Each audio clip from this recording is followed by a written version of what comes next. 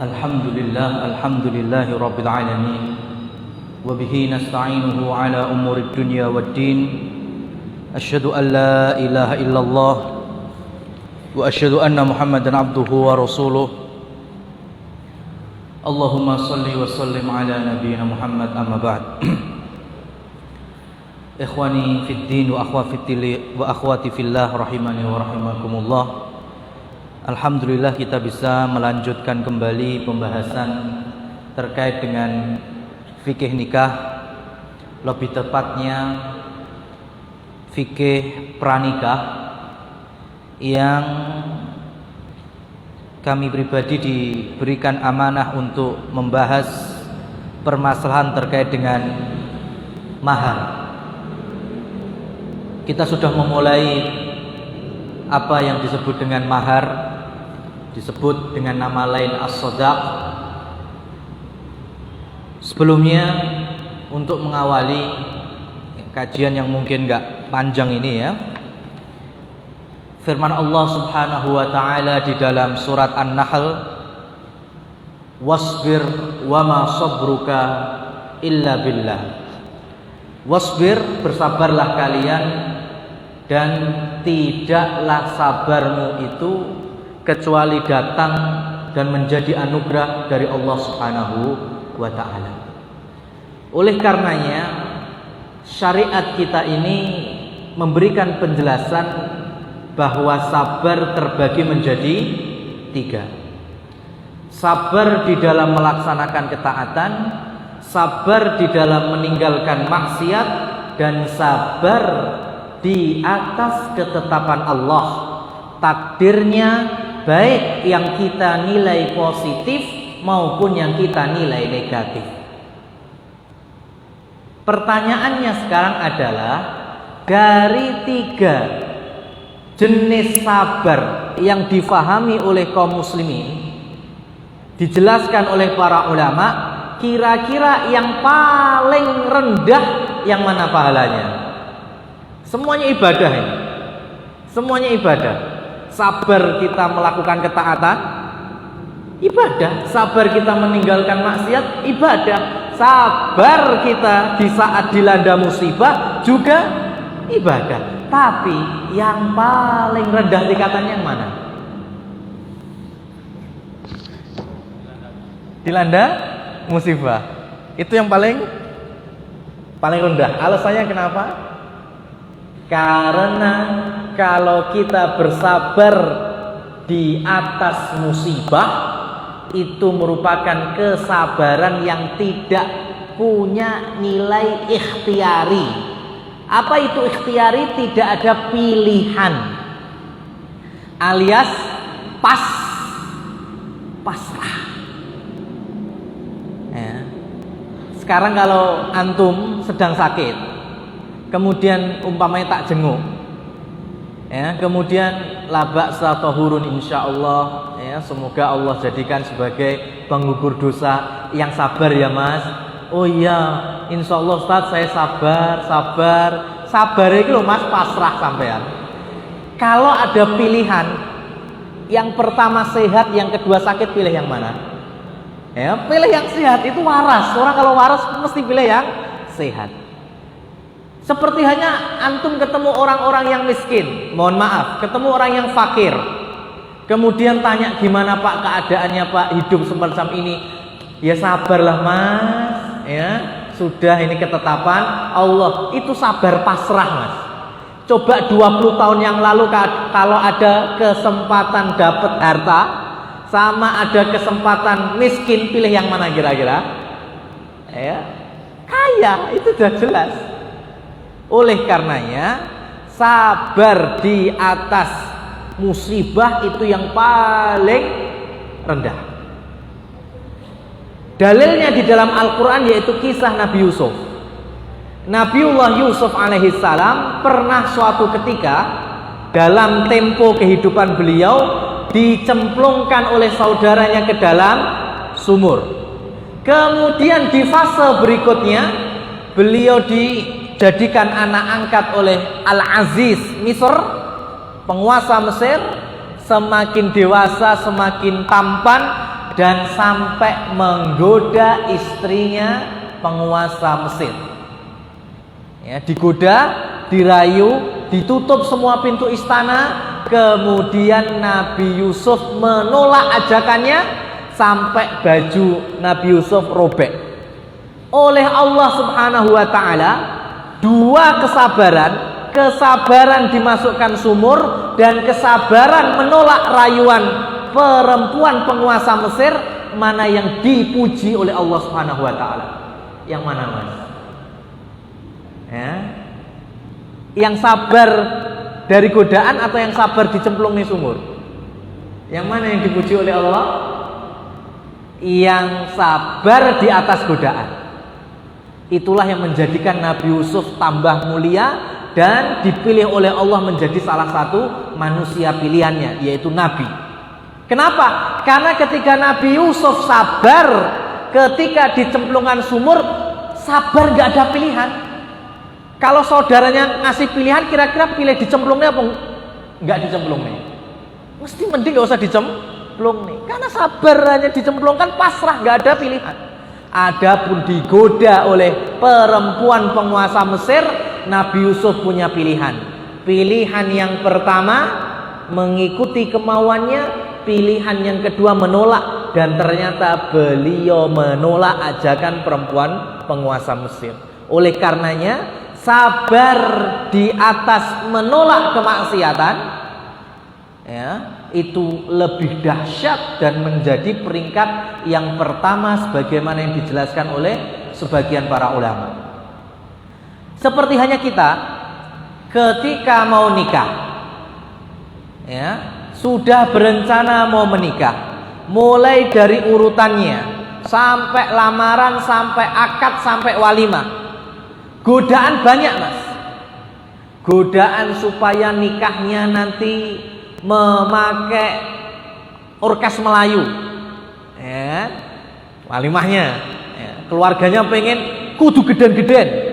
Kalau bisa malam pertama dangdut, malam kedua wayangan, malam ketiga ketoprak. Wah, ya kan, macam-macam. Dan lain seterusnya dari permisalan-permisalan yang ada.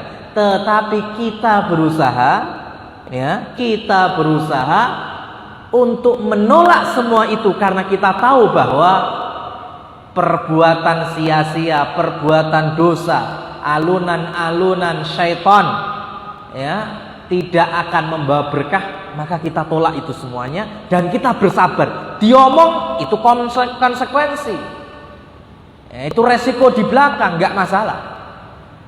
Begitu pula para muslimat, para perempuan-perempuan yang beriman, ketika calon suaminya bertanya permasalahan ingin mahar apa atau ingin mahar berapa, maka godaan banyak. Mungkin dari orang tua ikut campur, ya, mintalah sekian, mintalah sekian, mintalah sekian. Tetapi khusus nasihat ini kami sampaikan untuk muslimah. Kalau kita sudah tahu bahwa sebaik-baik perempuan aisaruha mu'natan, seringan-ringannya permintaan untuk mahar, maka sebisa mungkin Anda selaku calon istri tidak membebani calon suami. Nah, kita akan lanjutkan masih di halaman yang pertama ini. Huna rajulun tazawwaja imra'atan biduni ayyusmiyas shadaq famata qabla ayyadkhula biha. Ada satu kasus yang mana nanti Abdullah ibnu Mas'ud radhiyallahu anhu akan menghukuminya dengan istilah mahar al-mithli, mahrun misliyun, mahar semisal. Sekali lagi, mahar semisal. Kapan? Ketika laki-laki telah menikahi perempuan, tetapi di dalam akadnya tidak menyebutkan mahar. tidak menyebutkan nominal. Ya. Kita murojaah sebentar bahwa mahar itu bukan termasuk syarat sahnya nikah. Mahar bukan termasuk syarat sahnya nikah. Tetapi mahar adalah fardhah. Ya, mahar adalah fardhah. Dalilnya adalah potongan ayat 236 dari surat Al-Baqarah. La junaha alaikum in tallaqtumun nisaa ma lam tamussuhunna aw tafridu lahunna fardhah. Nah, fardhah inilah yang membayar mahar itu menjadi kewajiban. Jadi mahar itu bukan syarat sahnya. Artinya kalau di dalam akad nikah tidak disebutkan maharnya, ya tidak disebutkan. Yang penting aku menikahi anakmu, putrimu, maharnya nggak tersebut, maka pernikahan ini sah, tapi masih tetap punya kewajiban membayar mahar. Loh, maharnya apa terus? Kan nggak disebut di dalam akad. Maharnya adalah mahar misli. Mahar misli. Atau apa itu mahar misli? Mahar yang sesuai dengan adat istiadat setempat, yang senilai uruf. Berarti kalau di Indonesia urufnya apa? Seperangkat alat sholat, atau mungkin ada tambahan cincin, atau ada tambahan perhiasan. Maka meskipun tidak disebutkan di dalam akad, maka si suami harus membayarkan mahar misli itu. Ya, mahar misli itu.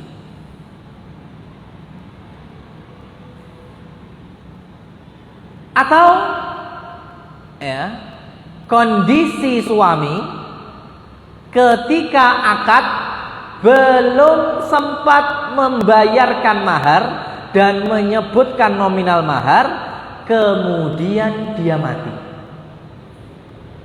Yang laki-laki mati, maka tetap punya kewajiban membayarkan mahar sesuai dengan adat istiadat di kita.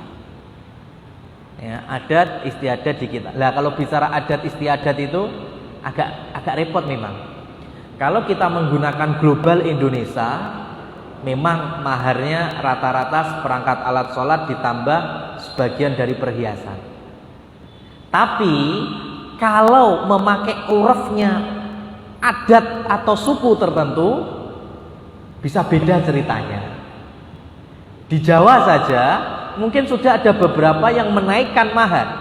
Umumnya maharnya mungkin 5 juta, seperangkat tambah seperangkat alat sholat. Atau mungkin ada sebagian daerah maharnya rata-rata umumnya 20 juta. Berarti dibayarkan senilai itu. Ya, dibayarkan senilai itu. Maka bicara keumuman, ya, kita kembalikan ke masyarakat, umumnya itu berapa? Kalau masih bingung, maka ada cara yang lain. Cara yang lain bagaimana?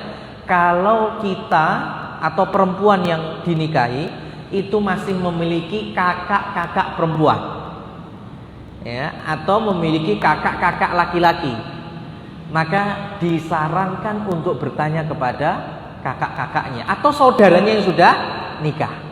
Dahulu engkau diberi mahar berapa? Atau mas, dulu engkau menikahi mbak ipar dengan mahar berapa? Maka senilai itulah mahar mislinya. Paham ini? Atau sebaliknya, ketika akad tidak disebutkan maharnya, kemudian si wanita meninggal sebelum disentuh. Ya, jangan merasa enak mas, yes, saya belum ngasih mahar, ya, tapi istriku sudah meninggal. tetap kewajiban mahar tetap harus disampaikan. Loh, orangnya kan sudah meninggal, tapi si istri yang sudah wafat tentunya masih punya ahli waris. Maka dibayarkan mahar misli, kemudian dijadikan nantinya sebagai harta warisan.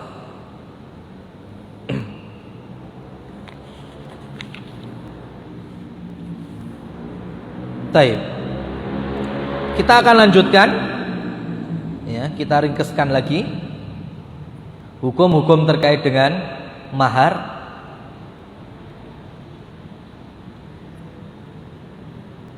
Yang pertama,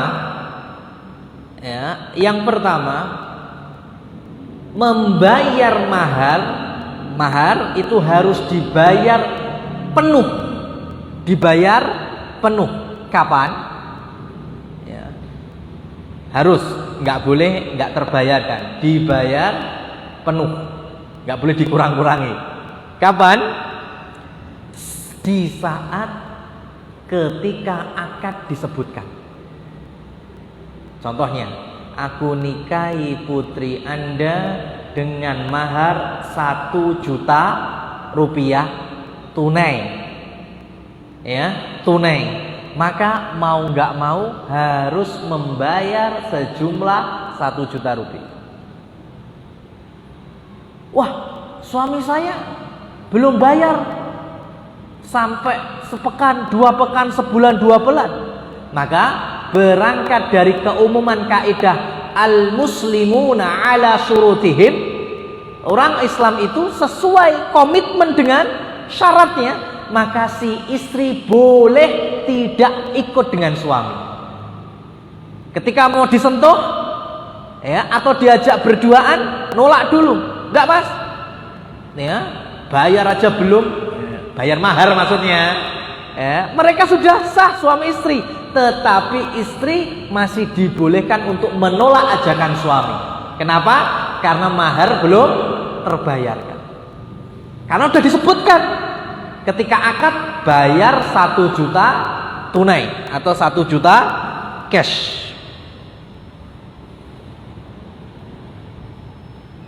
Kemudian ketika disebutkan maharnya ketika akad, kemudian belum dibayar, ya, belum dibayar, dan laki-laki ini sakit, ya, laki-laki ini sakit, suaminya sakit, dan suaminya ini ada usaha, Mas, artinya punya duit, kaya raya, tapi kemudian dia punya pikiran jelek. Kalau saya mati, kemudian warisan saya sebagian pasti turun kepada istri saya, dan saya nggak mau istri saya dapat warisan, maka kemudian dia cerai istrinya. Mau mati ini, udah sakit-sakitan, udah menjelang mati, dicerai istrinya dalam kondisi belum melunasi maharnya, ya, belum melunasi maharnya. Maka tetap meskipun dia mati, maka masih punya tanggungan untuk membayarkan mahar senilai kesepakatan di akad. Kalau 1 juta berarti harus dibayarkan 1 juta. Ya. Jadi itu komitmen kalau disebutkan mahar secara utuh dan tunai. Ya. Maka pilihannya bagi kita itu antara 2 saja, Mas. Kalau nggak cash, utang. Ya, kalau nggak cash, utang. Kalau cash berarti di saat kita mampu berapa, di situ udah cashnya. Kalaupun utang, harus jelas utangnya. Umpamanya, saya nikahi putri Anda dengan mahar 1 juta rupiah dengan dibayar ngutang atau nyicil. Kemudian petugas pencatat surat nikah bertanya, sampai kapan Mas nyicilnya? Nggak tahu. Nah, itu nggak boleh, ya kan? Nggak boleh. Jadi kalau ada pengen jatuh waktu membayar dengan sistem nyicil, harus ada temponya. ngutang selama 1 tahun, nah itu boleh. Ngutang selama sekian bulan, sekian minggu, itu boleh. Tapi kalau ngutang nggak tahu sampai kapan, maka ini dilarang. Nggak boleh mengadakan akad semacam ini. Ya. Itu konsekuensi mahar dibayar penuh. Kemudian melanjutkan yang tadi, hukum yang ditetapkan oleh syariat dan ada asar kuatnya dari Abdullah ibnu Mas'ud radhiyallahu anhu, mahar dibayar misli, yaitu sesuai dengan adat istiadat. Yang tadi sudah kita ambil ketika nominal mahar tidak disebutkan di dalam akad. Yang kedua, ketika maharnya berupa sesuatu yang haram, ya, sesuatu yang haram. Memang ada mahar yang haram. Barangkali aku nikahi putri Anda dengan mahar 10 das babi. Nah, itu haram, nggak boleh. Ya. Tapi apakah nikahnya bisa sah? Nikahnya bisa sah, tetapi mahar kepala babinya harus diganti dengan mahar misli, yaitu mahar apa? Yang sesuai adat istiadat. Ya. Aku nikahi engkau karena punya bisnis, umpamanya punya usaha rokok, ya kan? Aku nikahi putri Anda dengan saham rokok sekian persen, maka ini nggak boleh, haram hukumnya. Ya, haram hukumnya, nggak boleh seperti ini, harus diganti dengan mahar yang mubah, mahar yang halal, ya, meskipun itu nominalnya ya tidak sebesar mahar yang haram. Atau yang terakhir, kapan mahar misli ini dikeluarkan? Ketika disebutkan maharnya tetapi dengan sifat majhul, sifatnya majhul, gak jelas. Contohnya gimana? Aku nikahi ya putri Anda dengan mahar, wis terserah sampean. Nah, gitu. Ya, lu opo terserah sampean. Yang penting terserah. Nah, ini nggak boleh, ini namanya majhul. Harus diganti dengan mahar misli. Atau aku nikahi putri Anda dengan mahar sejumlah burung di atas langit. Wah, sopo sing meh nangkep, Mas? Ya, sebanyak ikan di lautan. Ya, aku bayar pernikahan ini dengan mahar emas.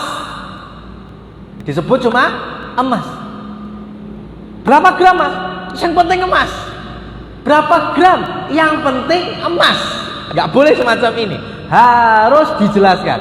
Kalau memang itu contohnya tadi barangnya harus disebutkan. Kalau emas berarti ukurannya harus disebutkan. Apakah dia ukuran 1 gram, 2 gram, atau secuil, 2 cuil, harus disebutkan. Kalau enggak, ini disebut majhul. Dan kalau majhul, maka membayarnya dengan mahar misli, ya, seperti itu.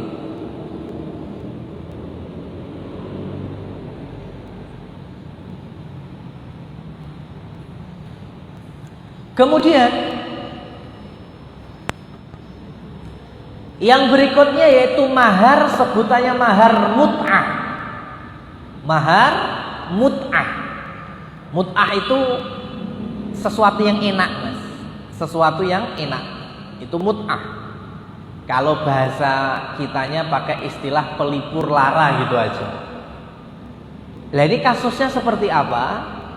Ketika ada suami ya mempelai pria, kemudian akad nikah tidak disebutkan maharnya, ya, tidak disebutkan maharnya, kemudian belum disentuh ketika habis akad, istrinya belum disentuh sama sekali, belum disentuh, diapa-apain belum, ya, memandang dengan syahwat aja tidak, ya, memandang dengan syahwat saja tidak, kemudian tiba-tiba menceraikannya, ya, tiba-tiba menceraikannya, maka hal semacam ini dianjurkan si suami memberikan harta untuk pelipur lara dari istri yang sudah dicerai meskipun belum diapa-apain.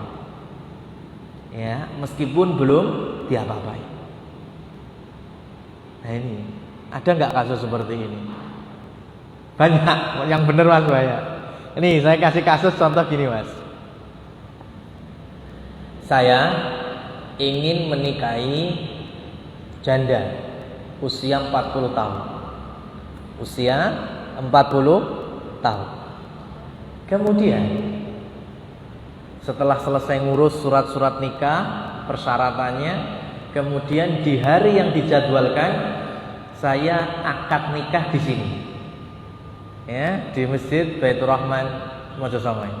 Kemudian ketika saya sudah akad, saya nikahi ya fulanah binti fulan dan seterusnya. Kemudian tidak tersebutkan maharnya. Selesai akad sah, saya suami dari janda usia 40 tahun.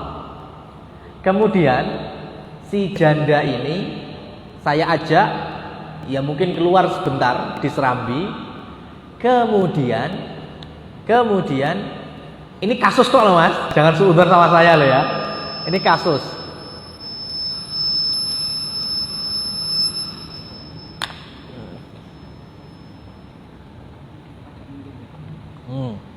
Oke, nggak apa-apa. Ya. Jadi ini kasus, jelas nggak? Masih kedenger ya?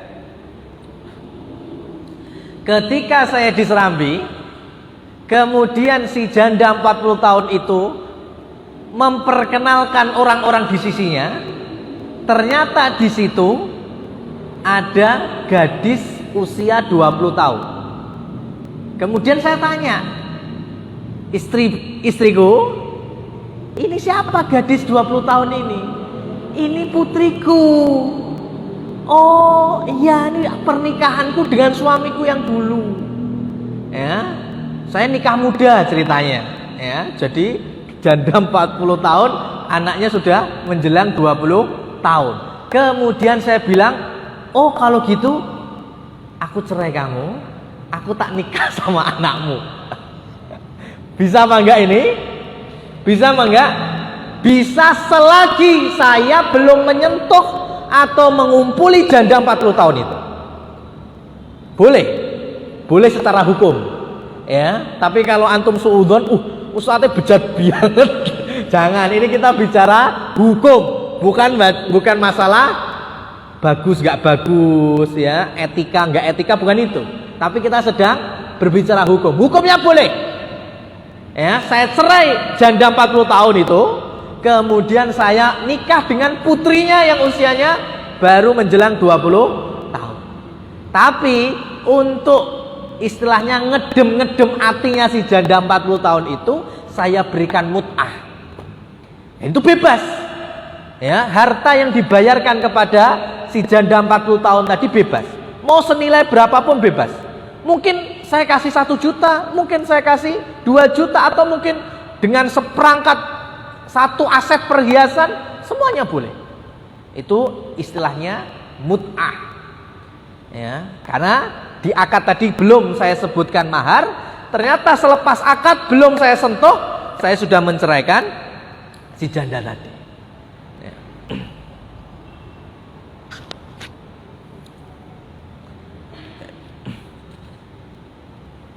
Nah, kemudian kita masuk ke Al-Baqarah 237.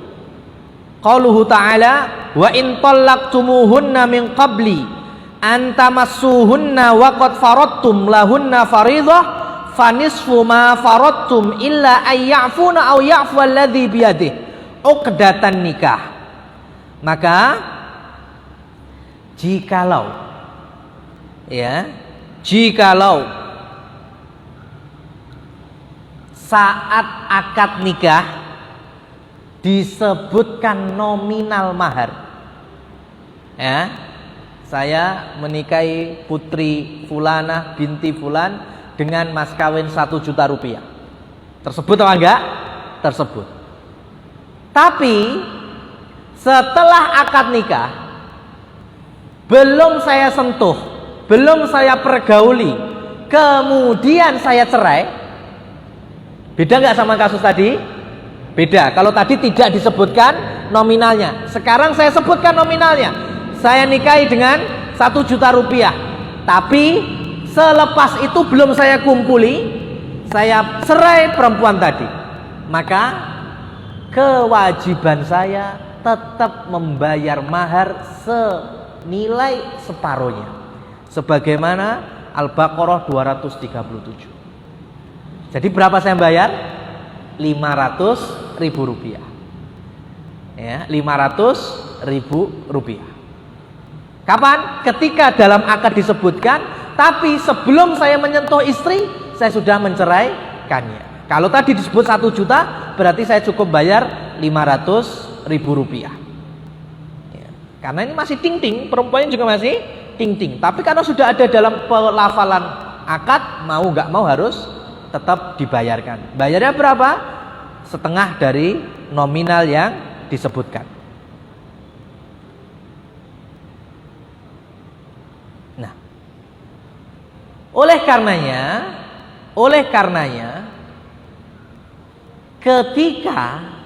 ketika antum membuka Quran surat An-Nisa ayat 22. Surat An-Nisa ayat 22 ya, ayat 23, ayat 24 itu kan bicara tentang mahram. Bicara tentang mahram. Yang 24 itu terkait dengan perbudakan, 23 itu banyak sekali, panjang. 22 Allah Subhanahu wa taala berfirman gimana?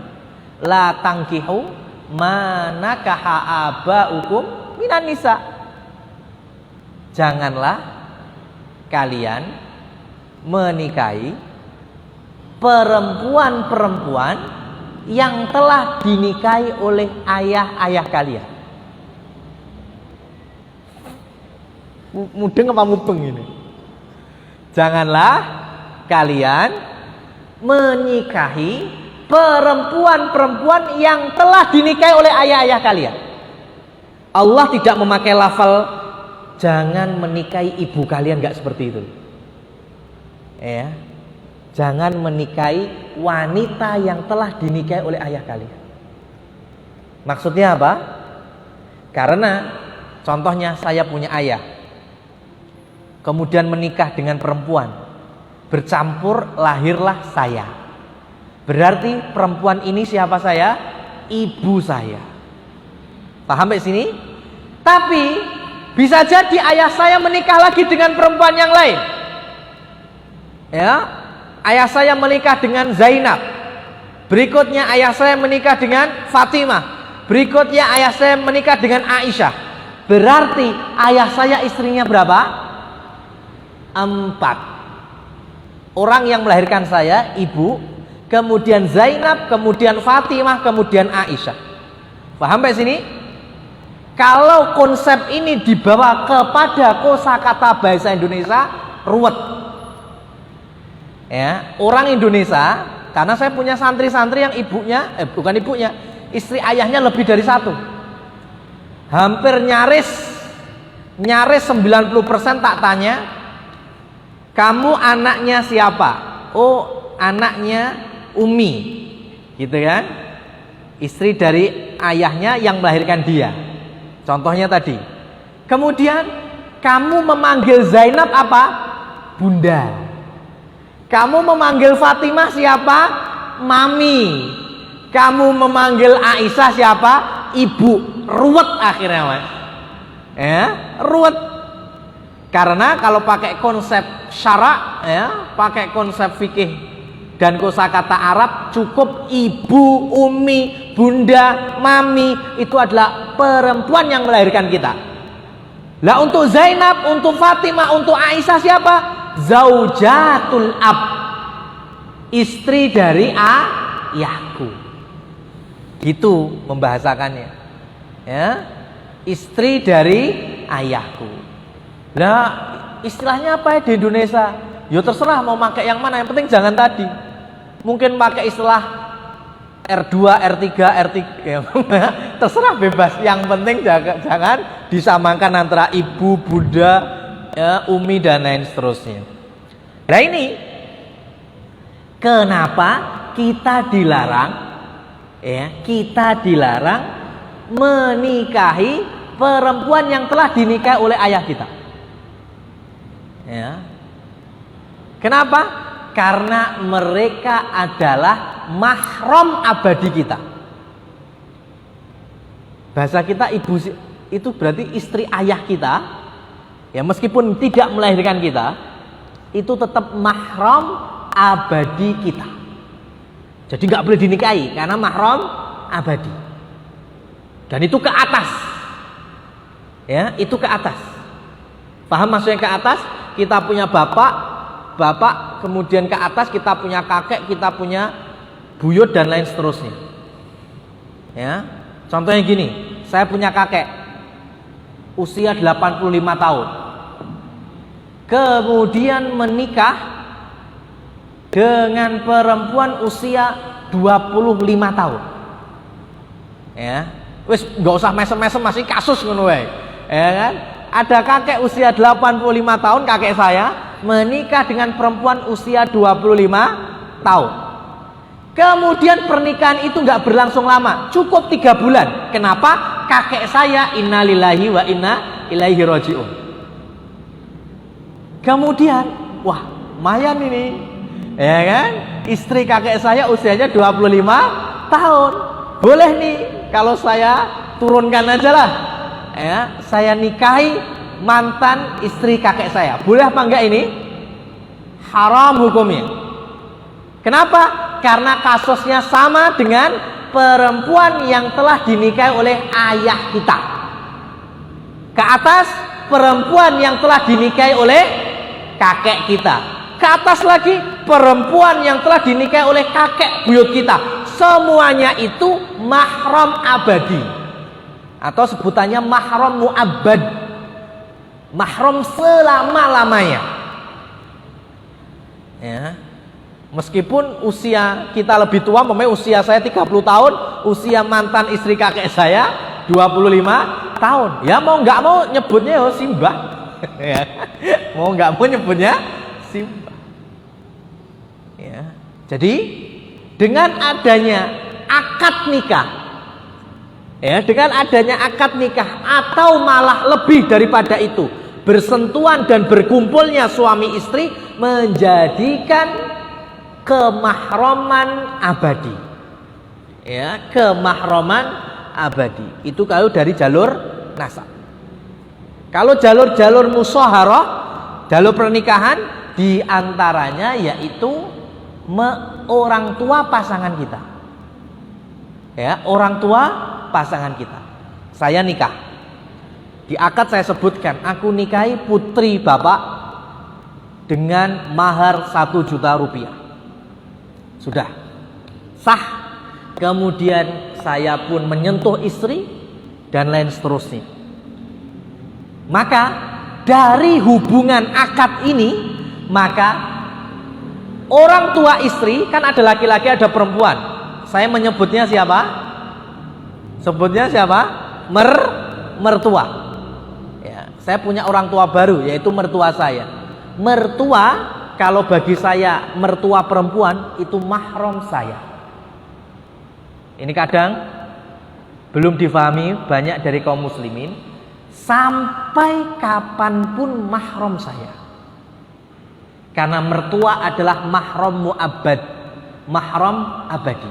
Karena dengannya adanya akad, dengan adanya mahar, menjadikan mereka mahram abadi. Maksudnya gimana Ustaz? Contohnya, la qaddarallah, la qaddarallah. Tapi ini hanya permisalan. Kalau seandainya pernikahan saya dengan istri gagal, akhirnya cerai, ya kan? akhirnya cerai. Di dalam kaidah hukum Islam, hukum pernikahan, tidak ada istilah mantan mertua. Kalau mantan istri ada, tapi kalau mantan mertua tidak ada.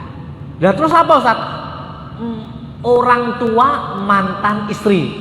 Doa Ustaz, yo wis ben. Biar tetap bener. Orang tua mantan istri. Jadi kalau saya cerai sama istri, maka sudah bukan mahram lagi. Saya nggak boleh melihatnya dengan syahwat, saya nggak boleh menyentuhnya. Tapi dengan ibunya, boleh nggak saya boncengan berdua? Boleh. Bahkan ketika mungkin ingin diantar ya berduaan ke pasar, atau mungkin safar yang jauh mau haji, ya suaminya sudah sakit-sakitan, anak-anaknya nggak bisa diajak, kemudian nelpon saya, Iqbal bisa nggak temenin ibu untuk berangkat haji? Boleh apa enggak? Boleh. Meskipun dia bukan lagi mertua secara surat nikah, karena sama istri sudah cerai, tapi tidak ada istilah mantan mertua. Harus tetap berbuat baik dengan orang tua mantan pasangan. Ini ya. Wallahu a'lam bishawab. Kita cukupkan ya sampai di sini aja, yaitu terakhir dengan pembayaran mahar. Kita gunakan waktu sisanya untuk tanya jawab. Ada pertanyaan? Silakan.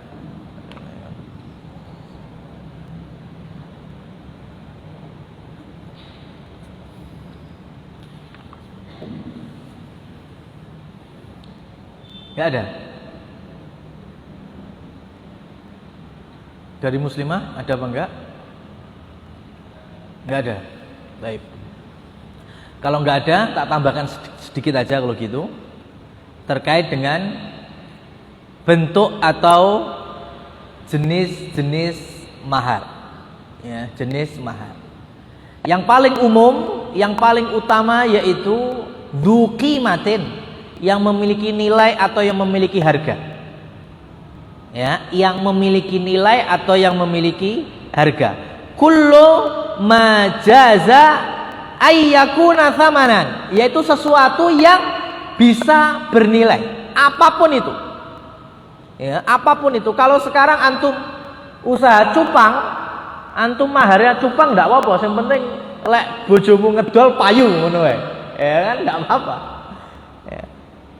Artinya sebisa mungkin ya mahar itu yang punya nilai. Makanya kenapa kok cincin, kenapa kok perhiasan, ya itu supaya nanti kalaupun dijual oleh istri bebas, ya boleh saja.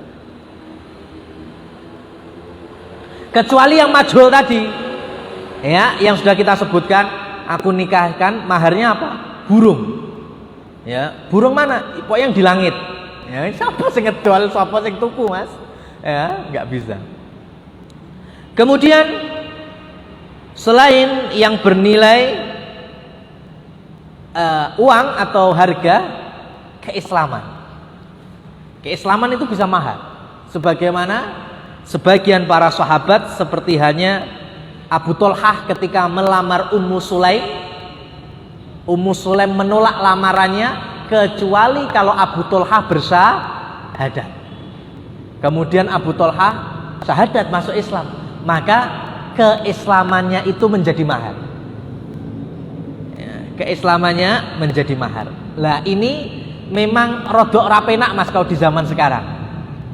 Ya, kenapa saya bilang rodok rapenak? Karena ada misi kristenisasi, salah satunya yaitu laki-laki Nasara menikahi muslimah tapi dengan modus masuk Islam dulu. Ya, syahadat dulu. Nanti setahun 2 tahun dimurtadkan. Nah, lah ini pinter-pinternya KUA daerah setempat. Pinter-pinternya KUA daerah setempat. Kalau KUA-nya pinter, orang ini kronologinya kayaknya memang modus saja, maka menolak untuk menikahkan. Ini bagus sekali. Tapi di sisi lain kita juga tidak boleh berprasangka buruk, karena bisa jadi memang dia pengen masuk Islam, ya, melalui jalur nikah dia mau masuk Islam, ya kita nggak bisa menyalahkan itu.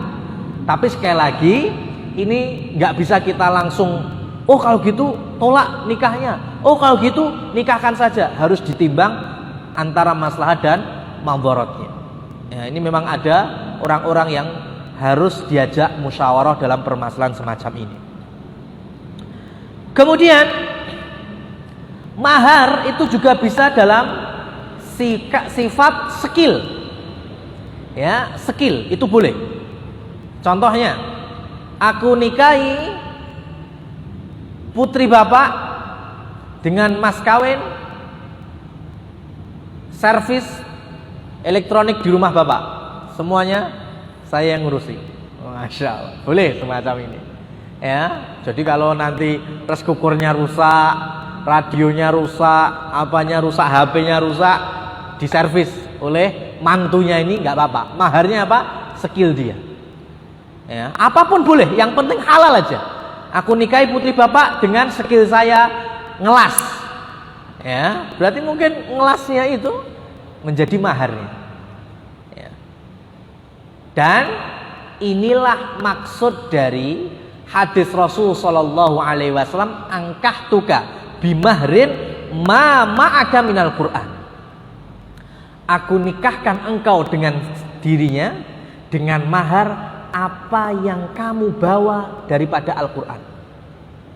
Ada sahabat yang maharnya Al-Kautsar, surat Al-Kautsar. Ada sahabat yang maharnya surat ini, surat ini. Ya, itu bukan bacaannya, tetapi skill mengajarkannya. Jadi sampai ngelontok tafsirnya Al-Kautsar. Ya. Jadi jangan sekarang dikit-dikit maharnya apa? Quran. Apa itu Qurannya? Surat Ar-Rahman, surat ini, surat itu. Ya, hanya bacaan kok. Itu enggak maslahat. Harus diajarkan maksud dari bacaan itu. Susah, ya berat. Ini paling berat malah. Mengajarkan Al-Quran. Ya, berarti harus sampai mudeng istri Anda. Enggak mudeng-mudeng berarti maharnya terhitung nyicil terus itu. Ya kan? Repot jadinya. Nah, itu skill. Atau bahasa fikihnya yaitu memakai mahar al-ijarah. Ijarah itu sifat sewa menyewa atau sistem kontrak. Kontraknya apa? Ya kontrak skillnya itu tadi. Saya siap menikahi putri bapak dengan mas kawin serumah bapak. Saya ajarkan tata cara sholat seperti sholatnya Nabi. Masya Allah. Boleh? Boleh.